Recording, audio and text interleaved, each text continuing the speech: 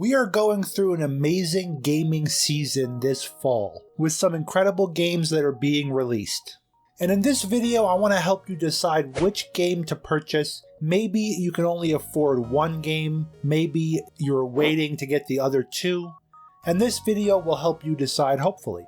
First of all three of these games are instant classics, and they're going to be played for the next 10 years, on and off, and repeated. So you can't go wrong with any one of these purchases. But I want to help you decide which one you need to buy first if you're prioritizing certain things. Let's start with a game that was released first and is highly regarded, highly reviewed, even by its critics. Baldur's Gate 3 is a phenomenal game, with amazing replay value, and the game makers Larian took extensive time and effort to make sure you're going to want to replay this game with all the different classes, all the different playthroughs, and to find out all the secrets this game has to offer. The game has an amazing, deeply rich story that you can affect the choices directly with different decisions you make throughout the game. And for $59.99, this game is definitely worth it in terms of replay value. The bad news is there's no mention of DLC yet, even though there's definitely room for expansion. But at least the game is pro-modding and supports modders, so you do have the longevity there. You can't go wrong with the gameplay. There is patches coming out which seems like every week or other week. They are actively fixing bugs, and this is definitely a solid purchase. Next, let's discuss Starfield. This is a game that a lot of people are looking forward to, and it could definitely be a contender for Game of the Year. It is a classic Bethesda title, and we know the story is going to be amazing. We know the quests and subquests and side quests are all going to be very fun and engaging, and nobody is questioning Bethesda's story-making capabilities. What people are actively questioning is Bethesda capable of making a space game with all new lore, all new factions, all new story and characters, and that's left to be decided. As of the recording of this video, Starfield is releasing in a few days, and expectations are very high. They're asking $69.99 US, that's $10 more than the other two games on this list. But the possibility of huge replay value is there if Bethesda is true to their bones and how they make games. But even outside of Bethesda, they support modders and mods. This game is going to have years and years and years of outside support from the modding community. Another thing to be aware of in buying a Bethesda game on release is the first month of all the memes that come out of their games. You have all these different memes that revolve around the bugs and glitches of Todd Howard's games, and usually this is very funny and you could be a part of it by playing these games early. That being said, these bugs can go from funny and entertaining to game-breaking very quickly, just like we saw with Fallout 76 nearly making the game unplayable for the first few weeks to months. This game is definitely going to ship with Bethesda Bugs galore, but some people are estimating that Starfield will have less bugs than other titles they released because Bethesda took the time and extra effort to not release the game too early. So I would say if you're worried about that, let the dust settle, wait a few weeks to buy Starfield, maybe wait for a patch and see what the reception is like from the gaming community before you dive right in. It is not as safe of a purchase as Baldur's Gate 3 or even Armored Core 6 quite yet, because we don't know the uncertainty of a Todd Howard Bethesda launch. Every single Bethesda game they've come out with, at least 98% of them, have been worth the money you spent. You get the time, you really get good value from these games, and I think that Starfield will be a solid purchase. Finally, we have Armored Core 6: The Fires of Rubicon, the newest title from Software, and there's not much more that I could say except this game is shipped near perfect.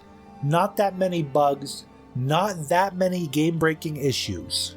The game is extremely fun to play with solid gameplay, and that's the reason why we all play games at the end of the day. The gameplay is fluid, super smooth movement, great graphics, amazing sound effects, really great gameplay, and it's going to keep you returning to the game and busy for a while.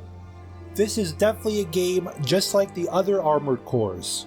Throughout every console you can imagine, people go back and play them from time to time every year or so, almost like a good book. And Armored Core 6 is right there with the rest of them. People will be returning to this game for years to come. The game definitely will have decent replay value for single player, with all the customization and parts and different mechs you can build, but probably a little bit less replay value than Baldur's Gate 3 and Starfield in terms of single player.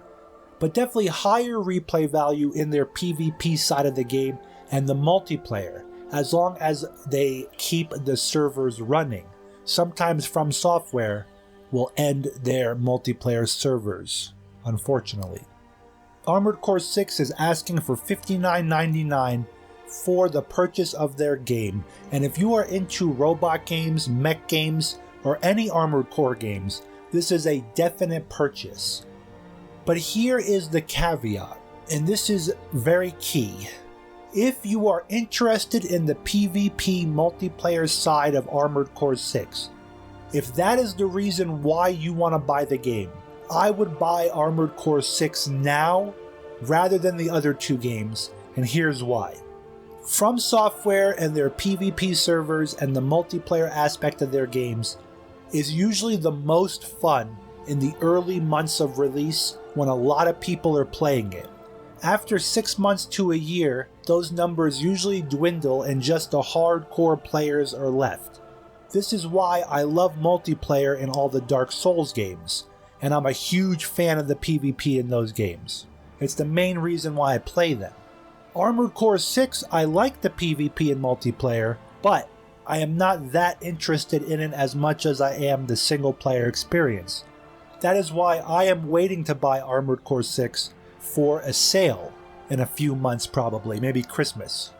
But if you are into the PvP and multiplayer, you want to get this game sooner than later so you can experience the hotness and how popular the multiplayer will be in these next couple months.